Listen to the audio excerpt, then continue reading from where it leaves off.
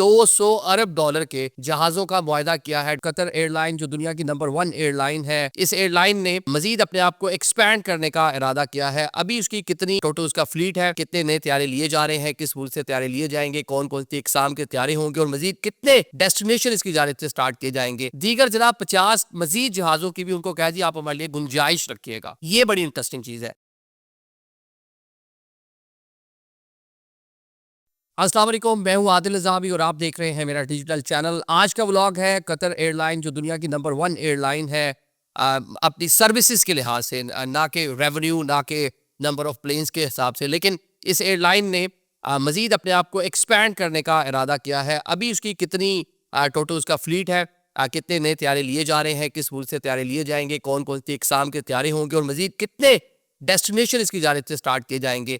ये सारी चीज़ें आज के ब्लॉग का हिस्सा बनाएंगे। अभी कतर एयरवेज की अगर हम बात कर लें इस टाइम पे, तो 230 उसके पास मुख्तलिफ नोयत के जहाज़ मौजूद हैं।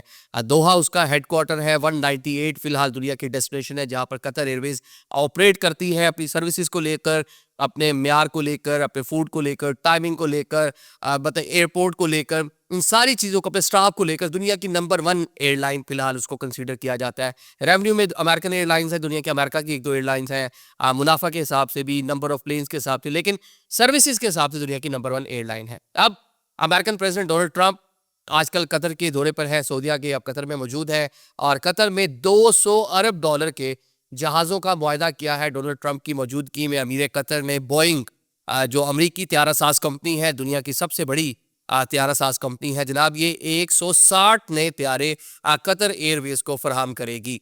अब वो कौन कौन सी नस्ल के त्यारे होंगे, उसकी कितनी कैपेसिटी, ये हम आपको बता देते हैं जनाब। सबसे पहले जो त्यारा जिसके कह लें कि दुनिया में खासे चर्चे हैं, क्योंकि एयरलाइंस देखती है ना कि हर डेस्टिनेशन के लिए जो बड़े जहाज़ हैं वो सूटेबल नहीं होते, सवारियाँ मुकम्मल नहीं होती, जहाज़ खाली होते हैं।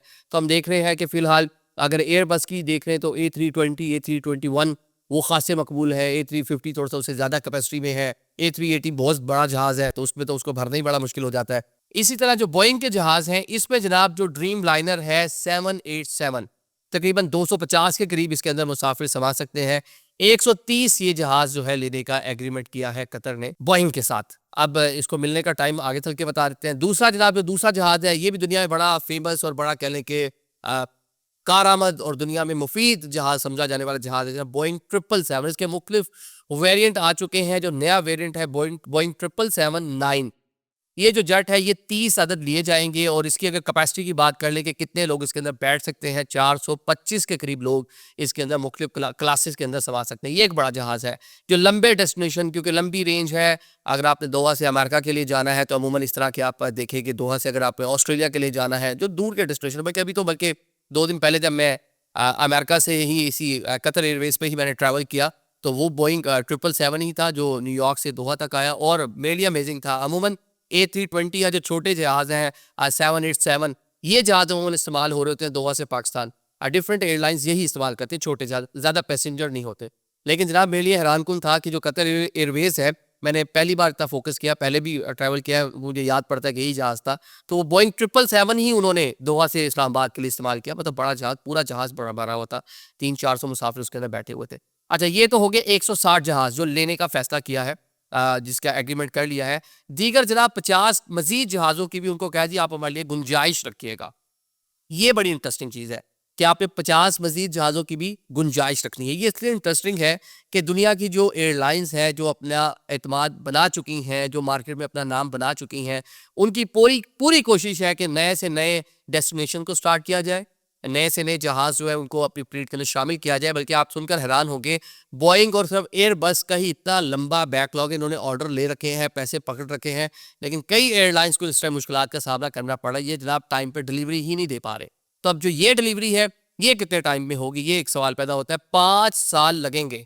बल्कि जब ये एग्रीमेंट हो रहा था, जब इसके ऊपर हम सारी चीज़ें देख रहे, तो उसके अंदर हर जगह तस्करा है कि एमिरेट्स है, सऊदी एयरलाइन है। सऊदी एयरलाइन ने हाल ही में 200 नए जहाज़ अपनी एयरलाइन में शामिल करने का फैसला किया। पहले 198 जहाज़ थे उनके पास, 200 नए जहाज़। आगे वर्ल्ड कप होना है, VN 2030, वो MBS की जो सारी की सारी चीज़ें हैं, मॉडर्नाइजेशन, तो उसके अंदर वो सऊदी एयरलाइन को भी बड़ा करने का उन्होंने फैसला कर रखा है। दुनिया के मुख्य जो कंसोर्शियम्स है एयरलाइंस के, उसमें भी वो शामिल हो चुके हैं। टाइमिंग के हिसाब से दुनिया की नंबर 1 एयरलाइन का अवार्ड मिला रिसेंटली सऊदी एयरलाइन को।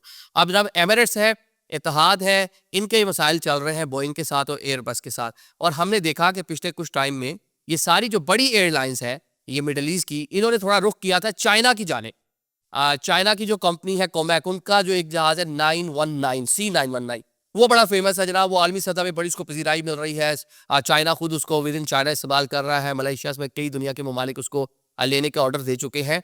ये जिन एयरलाइंस का मैं आपके सामने नाम रख रहा हूँ, सऊदी एयरलाइंस है, कतर है, एमिरेट्स है, इत्तेहाद है, पिछले कुछ टाइम में इन्होंने चाइनीज कंपनी के साथ भी MOU साइन किए थे कि हम आपसे भी आगे चल के एग्रीमेंट कर सकते हैं, जहाज ले सकते हैं। लेकिन अब ट्रंप आए हैं, अमेरिका बहादुर, तो मेरे ख्याल से अब ये चीज़ें आगे नहीं पड़ चल सकेंगी, क्योंकि एक ट्रेड वॉर ऑलरेडी चल रही है दुनिया में। तो लिहाजा बोइंग जो ऑलरेडी एक आजमूदा दुनिया की कंपनी है और एक ऑलरेडी फेमस नॉन और अपने जहाज़ों की सारे मामलात को लेकर दुनिया में जानी मानी अवलीन कंपनीज में शामिल है, सबसे बड़ा बिजनेस कर रही है।